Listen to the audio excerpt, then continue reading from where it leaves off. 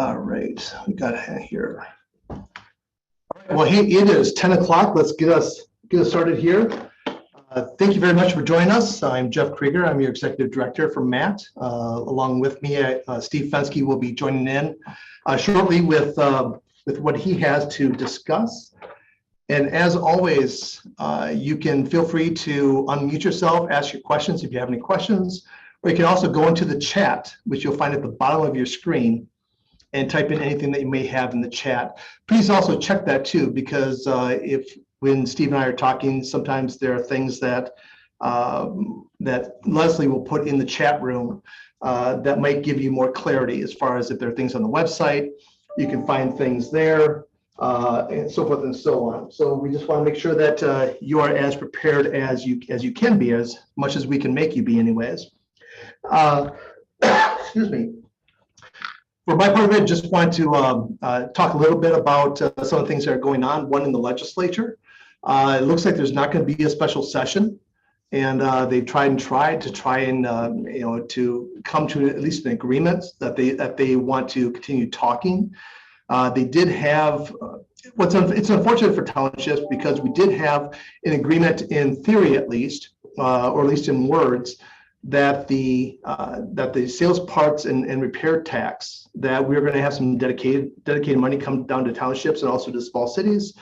Our hope was 7%. Well, actually, our initial hope was 12%, but it went down to 7% in the Senate.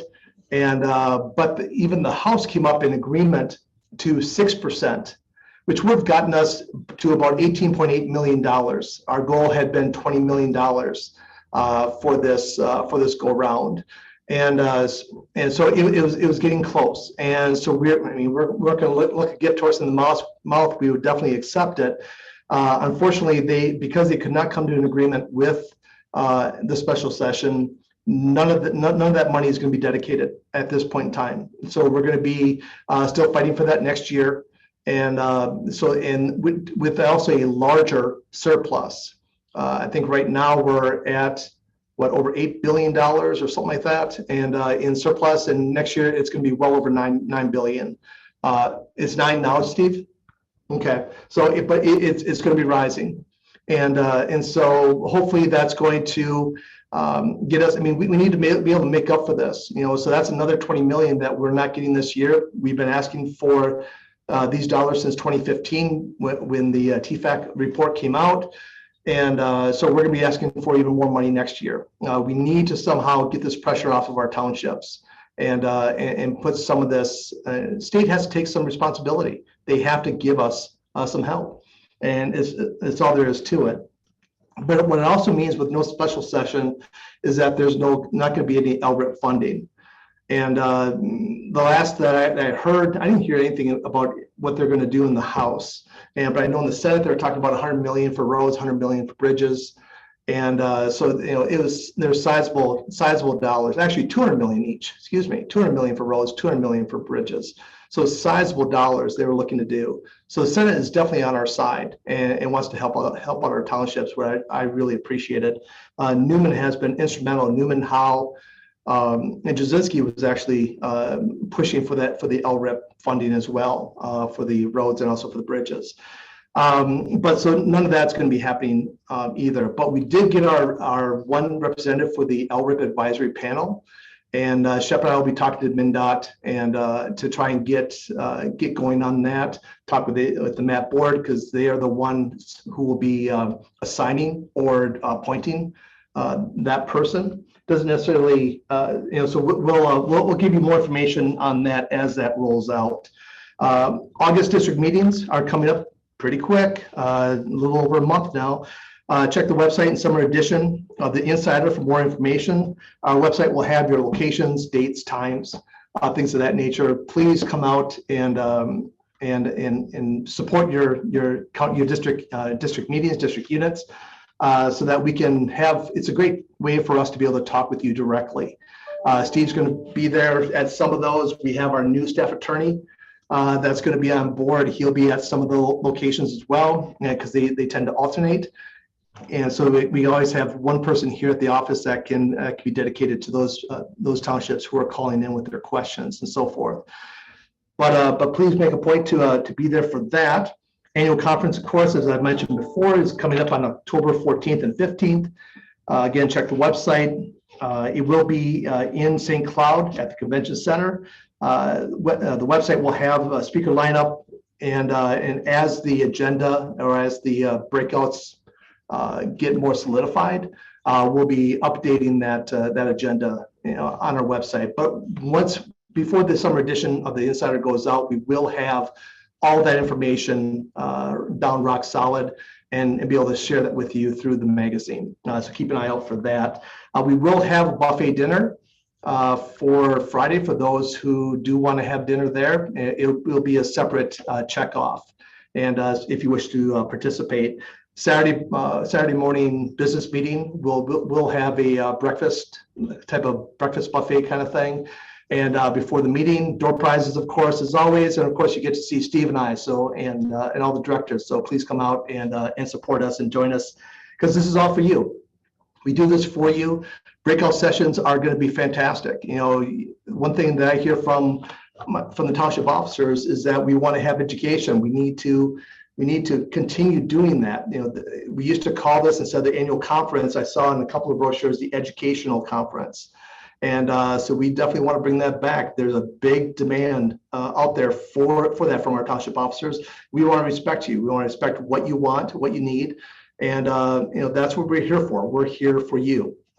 And we never forget that. One of the things I've been harping on since I started here is get to know your state legislators. And we need more of our officers to get out there, shake hands, have a meeting, have coffee with your state legislators. We need to have those personal connections, those organic connections. Now is as good a time as any, because all state legislators are up for election. And so it's even more imperative for them to get out and meet as many of their constituents as they want. So they will take your phone call. They will take a meeting if they have time, and they will listen to your concerns. And one of the things I'm going to do at the district meetings, and actually I just came up with this morning, is which is why I want everybody to get there. And we'll talk some of this at the annual conference too, is how to talk to your legislators. Because that's one thing I found out as I'm talking to some of the other officers, is that they feel apprehensive, or just they're concerned about, how do I even approach them? How do I approach these topics, and so forth. So we're going to give you some hopefully helpful tips on how to do that. And so come to the August meeting, come to the annual conference, and we'll be able to show you some of those things. Lastly, Sherry's last day is July 1st. She is retiring after 19 years with the association. So I want to give a huge shout out for Sherry, all the help that she's given us and all the time that she's been here. I've only been here 15 months. She's been very helpful for me. But I also want to make sure, excuse me, I forgot to turn off my phone. After July 1, so July 5th is the following Tuesday. Obviously, we'll be closed on July 4th. And we will no longer have a live person answering the phones. We do have an automated telephone system that you'll be put right into the queue. You'll be able to reach any of the staff members via that system. If you look on the Insider magazine, if you look on our website, you'll have all of our extension numbers. And so when you go into the phone system, you can just, when you hear the prompt, you can click onto our extension number, or you can do a directory dial. If you know our last names, you can punch in the first 3 letters once you get into the directory and get to our extension that way too. And of course, there's always the option of pressing 0, which will put you back to the operator, which is not a live person, it is just the general mailbox. So you can leave a message and we'll get it that way as well. And so that's all I have. Again, if you have any questions, please put it in the chat or unmute yourself and ask that. But I'll be here for the rest of Township Tuesday, and I'll leave it off to Steve.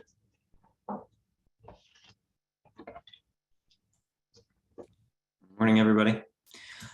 I'm gonna talk about a couple kind of smaller topics today, and the first one kind of came up because of the storms that we had last night and calls I already had this morning, and it's an issue I've looked at before, and it's the use of chainsaws. This may seem like a tiny little thing, but they're subject to some control and regulation, at least in the private market. So when a township has need to clear trees, which is a pretty common occurrence, at some township somewhere in the state usually has had a tree down somewhere at any given time. So there's some options. The township could hire somebody, some private contractor to come in and take care of it. And then there's no safety concern as far as the township goes with those employees, because it's a private contractor's job to make sure the employees are following whatever rules are applicable. But when a township is going to do the work itself, either by employees it has, or by a supervisor, clerk, or treasurer, an officer of some kind, well, now you're in a different situation. And in that situation, there are some safety concerns to be aware of. Very first thing is that this is federally regulated, at least on the private market. As I've been looking at this issue, one of the questions I have, and I've actually been working with Minnesota's OSHA compliance office, is to figure out, do these regulations even apply to local governments? So for example, the federal law is the Code of Federal Regulations. It's 29 CFR 1910.266. And I give you this citation only so you understand like where it is. And if somebody asked, okay, that's the place in federal law where it lists a bunch of requirements for the use of chainsaws. And there's other industries in the section too. But another section of federal law says that, well, employer, the duties are upon an employer to do these things in this section, but local governments are not deemed to be employers by federal law. So one of the questions that I have remaining, and that I am still working with the state office, is, are these really even requirements for townships? And right now I'm at a place where I can't say they are required, but they sure are important. And we're going to talk about the requirements, both because I want you to know what they are, to keep your officers and your employees safe. And because even if they weren't required, if there were a problem, I think these would be looked to as kind of, these are the standards. Why didn't you do them? Well, even if you didn't have to, what good reason did you have not to follow them? And if somebody's injured or killed, saying, well, we didn't have to, might not do it. Okay, because it doesn't mean you're not going to be liable. It just means you won't have a penalty from OSHA. So I think the real moral concern and the safety concern is still there, regardless of whether an OSHA regulation applies. So whenever we have a chainsaw, first of all, no one under 18, okay? Absolutely no one. There's state laws regulating what minors can do. And I think 2 issues back in the Town Insider, Carl Christian did a nice article on using minors for labor and what they can do and cannot do. And this is one that they cannot do. Okay. So under no circumstance should you ever allow a minor to be employed, whether it's your employee or a private contractor. You say, no, we're not okay with this. Once you know about it, you don't want it to happen. You want that to stop. Okay. So logging broadly is looked at as a lot of things. It's not just taking down a tree. Marking dangerous trees, logs to be cut to length. So if you're working in an area where you think a tree might be coming down, well, you have a hazard. We're already identifying it. And that's why we're marking it. Felling a tree, of course, limbing, which occasionally we do as things get into the right of way.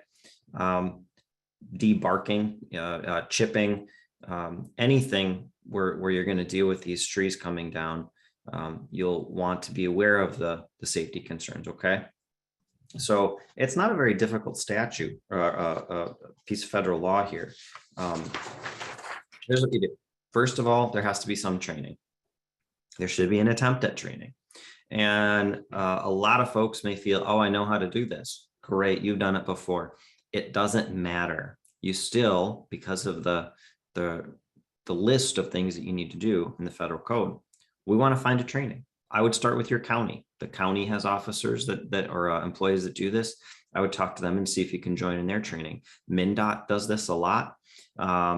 You may be able to see if someone can attend a training with them, and you document it. All right. And if you have an employee, we document it in their employment record. This person has received this training. We've checked a box. Okay. Personal protective equipment.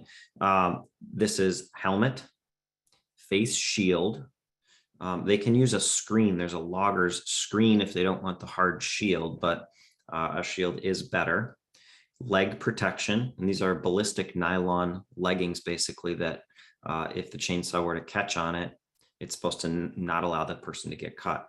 If a person is going up and down a tree for some reason, maybe they're limbing, there is an exception where if wearing the leggings becomes more hazardous during the limbing, during the climbing, then not, the person could not wear them. But again, the safer option is to require it and find a different way to get to that position. Chainsaw resistant footwear. There is footwear for this. Okay. Oddly, it's supposed to be cut resistant and also waterproof or water resistant. That's one of the elements here. You have to have first aid and CPR training. So along with the training and just the use of the equipment and how to safely use it, you have to have somebody with some medical training, very basic medical training, and the medical items on hand.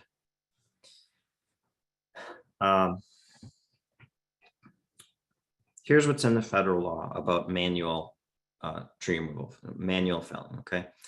Somebody has to look at what are the hazards that are around this place. Hopefully they're not having to do it in snow and ice, but occasionally that may happen. What's around and take notes. And if they can take some notes, do take some notes. That's the best way to show we went through these steps. They're supposed to be at least 2 tree lengths away while it's falling. Okay. And this is to make sure no matter what happens, nobody's getting harmed by this thing falling down unexpectedly or in a direction is not intended. There should be that clear path for anybody to get out of the way further if they need to as well. Okay. Of course, if you're working around overhead power lines, contact your power companies. Okay. It's a good idea to also do your this is not required in federal law. Okay. This is best practice. Do your go for state 1 call, because if this thing's coming down or coming up, if something does get moved in the root of the tree and there's something buried, you may have some utility issue as well, because those utilities are in the right of way too. Okay, so it's not just what we can see, it's also what we can't see.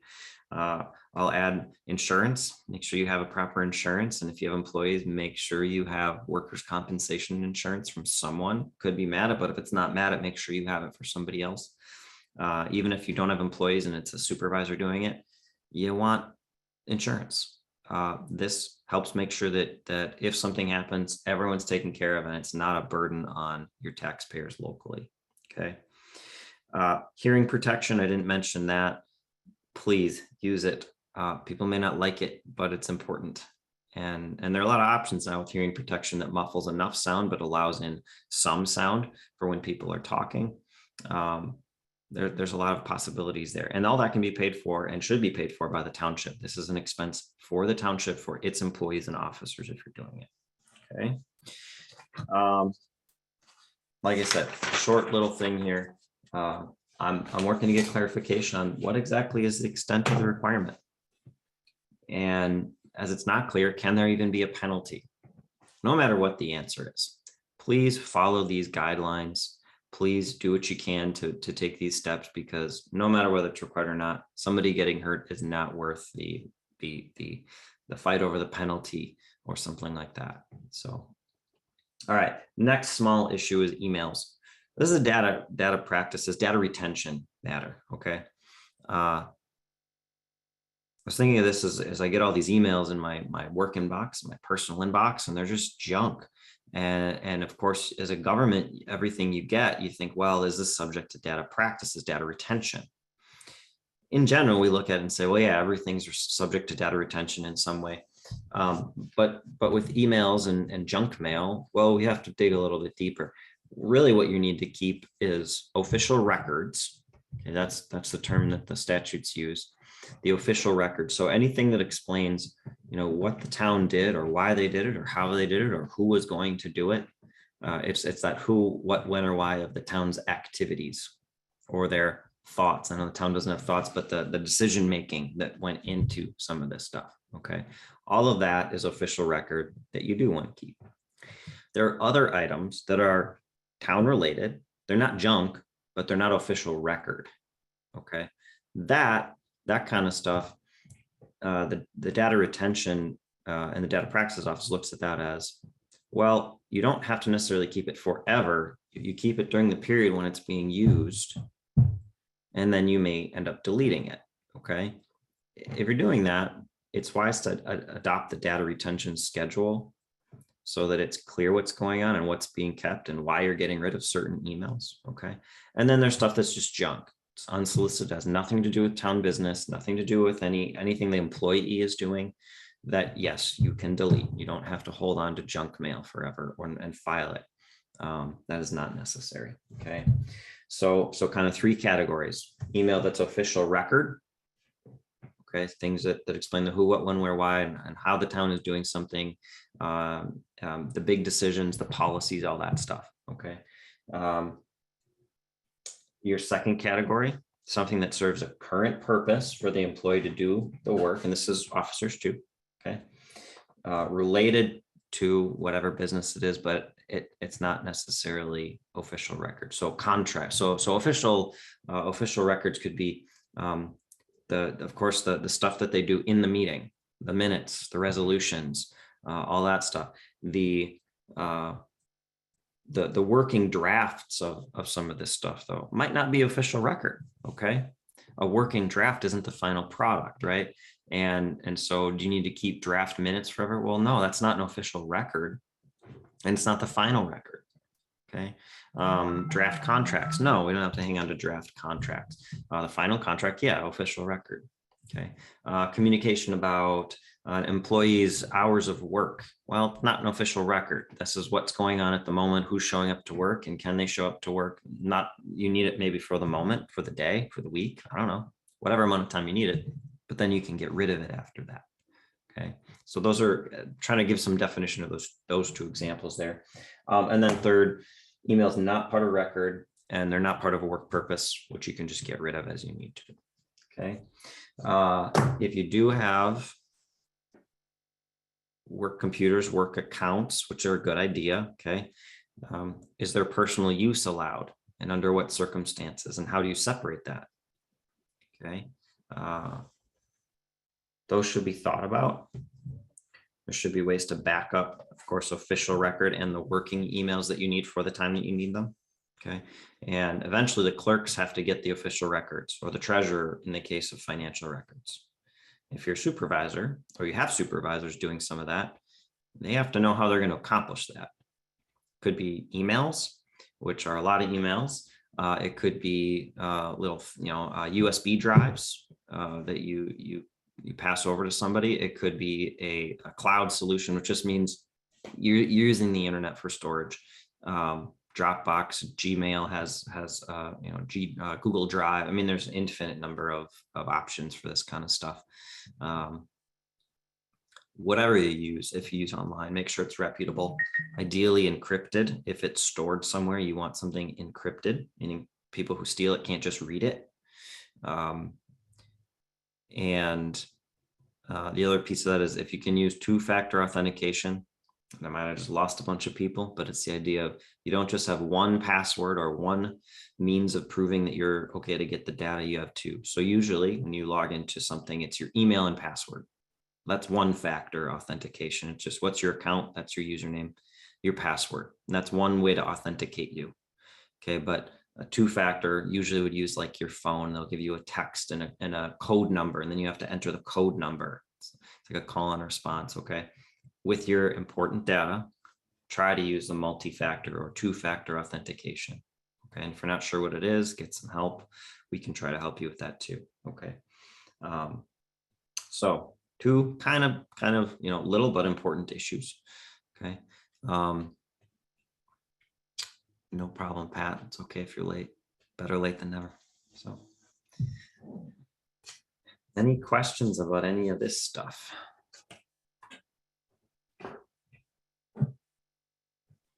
I do have a question, Steve. This is Gussie Krupp from Sandstone Township. Does this apply to text also? Like text messages?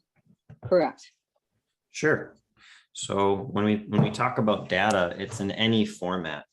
If you sent a letter, we would have that. If you sent a, when a telegram, okay, a telegram, do this. I mean, we can be constant. Carrier pigeon, sure. Whatever means you use to convey something. What matters is the content of it, not the means of sending it or receiving it. So what's on the inside? We care about what's in the box, and then decide whether you have official or working data or neither.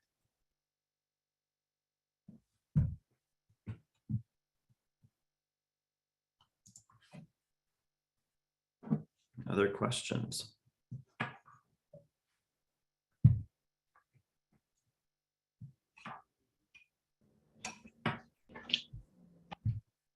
Now it's the time to speak up. Sure, some of you have some questions. We got Lori online. Come on, Lori's online. Got to be some clerks and treasurers out there want to speak to Lori. A bunch of clerk treasurers. Yeah, actually, Lori, go ahead. If you Yeah, if you have anything to you say, have some Lori. news, I believe, right? Yeah. Hi, Pat. I do have some very exciting news. A couple of very exciting news.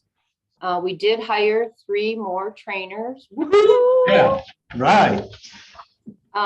Gussie, who is on with us this morning, she's from Hinckley. We have Maria Bartish, and she's from Mankato. I don't think she's on. And Jackie Bauer is from Melrose. We still have Nicole and Petra, of course, and myself, but it is so exciting to get more people across the state. We will be meeting, all of us, seasoned and new trainers are going to be meeting here at the office on July 13th. And we will get information about their new email addresses and so forth in our magazine and on Constant Contact. I know Gussie has 39 years experience. There's another one, I think it's Maria that has 36. So we've got some seasoned clerks and I'm very, very excited about it. Gussie's already been helping people, which is awesome. Kind of alleviates, I can maybe get into my admin assistant position now. I'll still be here for trainers, but with more trainers, it's going to be great. We did get an email from MMB on Friday. MMB did receive from the Treasury our second payment of ARPA funds. So they are going to be trying to get that out to townships this week. So I have been fielding some emails regarding, there was one that said, I understand we have to apply for the second payment. No, coming. Don't go trying to get on the Treasury website and do another application. That's not going to work. So that's coming. So those are my 2 good newses for the day. I'm very excited. The trainers do meet on a weekly basis now on Thursday mornings via Zoom. So we can all talk about what we've been doing during the week and what's coming up. Right now, we do not have any training scheduled. We have our district meetings coming. I'm hoping to get out to some of the district meetings.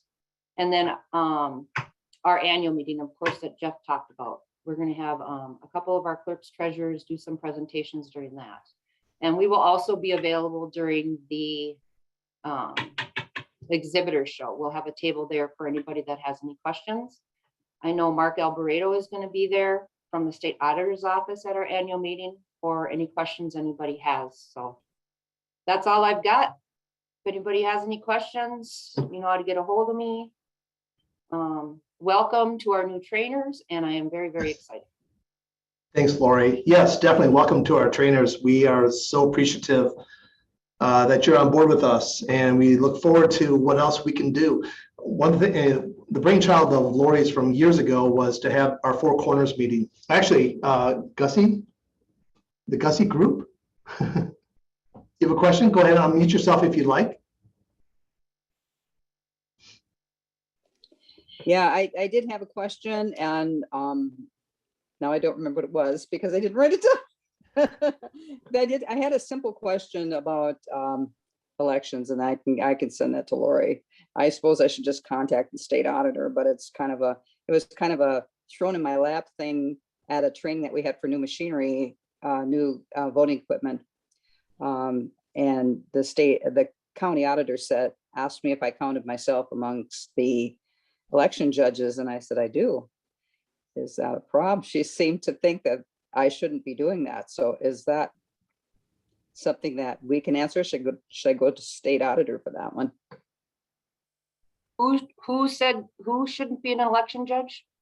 The county auditor wondered why I counted myself amongst the election judges and that I shouldn't. You're a township clerk? I'm a township clerk, right?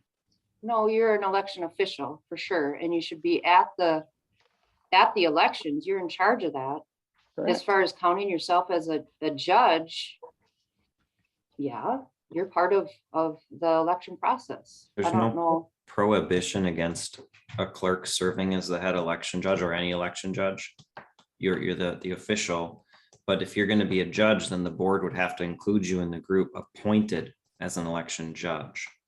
It's not wrong. If you're on the ballot, of course, you can't be on there, but it's really just a tradition or practice, but there's no tradition or practice that the clerk doesn't serve as an election judge, but there's nothing that says you can't. So, And I'll never be on the ballot because I'm appointed. well, So there you go. I'm not So, town. yeah, it's okay. Okay, thank you.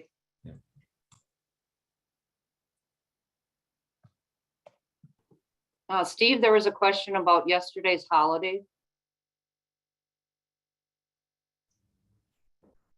Sorry, there we go. Yesterday was Juneteenth observed. I think it was actually on Sunday. It is not yet in state law. It's recognized as a federal holiday, but the statute we have to say what our state holidays is 654.44. And this is a definition section. And it says, here's what holiday means. And it hasn't been added. I don't know if there's a bill. I assume there was a bill at some point. There's 5,000 bills, so chances are there was something. But no, you could hold your meeting on Monday. It's not any prohibition against it. If you don't want to and you want to observe it, you may. There's no problem legally either way. You might have a political or optics issue if somebody says, well, we don't think you should have held the meeting, but it's not a legal problem. Thanks for that, Steve. What I was going to say before is regarding the trainers, one of the things that we hope to be able to do is to continue on and do more of the four corner trainings that Lori had started last year. And now, since we'll have trainers that are more spread out throughout our state, it'd be a lot easier for us to do that. So again, we completely recognize the fact that there is a great need for training, and that's why we've been pounding the pavement trying to find trainers and get people online. And now that we have, we definitely want to take every opportunity that we can to get out there and do the trainings that have been asked of us. So please watch out for the notices, and we will certainly put it on our website. I encourage everyone to look at our website on daily, weekly, at least a weekly basis, and to see what else has changed and things that may interest you, especially with our calendar, and to be able to see those trainings and also see the updated agendas for the district meetings and also for the annual conference as well. So I just wanted to point that out to you. And I think somebody else just put something in the chat. Chris Weber says they have to pass a resolution appointing them based on the clerk's recommendation 25 days prior to the election. The board appoints by resolution. That would not be confirmation from me. That'd be either Steve or Lori. Yeah, I don't remember the timeline. That seems pretty specific. So it looks like you're reading it from somewhere. Yes, the Board of Supervisors is supposed to appoint the election judges. Ideally, they should have some backups on the list so that if somebody's not available, the board has said who they would like to use. Thank you. There's the citation. So it's the election guide 26, and the Secretary of State usually gives you a citation and statute too. I always like to go to that. Their guides are good, but I like the original source material to see what it actually says. So, but yes, the supervisors, the big important thing is they appoint election judges. Clerks do not appoint the election judges. Okay, clerks usually give a recommendation of a slate or a group, but we get that resolution that says, here's the election judges appointed. So, and it is an important piece of public trust.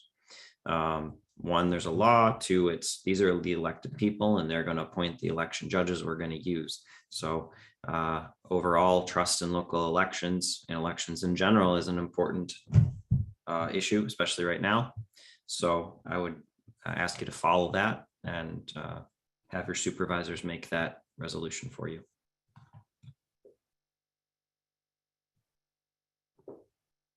Connie, your question was about where you can find that election guide, and that's going to be on the Secretary of State's website under election administration.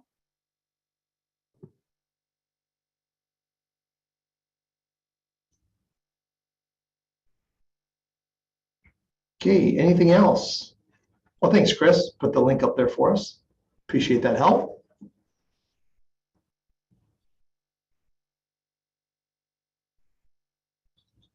All right. Give a few more minutes for people to copy that information down or to click on the link if you want to have that guide. If there are no other questions, we can conclude today. What is this? So Chris has put something else in there. Oh, there's the guide. So what was the first one? The book guides. First one was the search result linking to it. The second one is Oh, okay. directly on the Secretary of State's webpage. All right, thank you, Steve. All right, well, we are here as always. If you have any questions, please feel free to give us a call, email, carrier pigeon, however you want to contact us. We'd appreciate it. And but thank you very much for joining us, and we'll see you again in 2 weeks.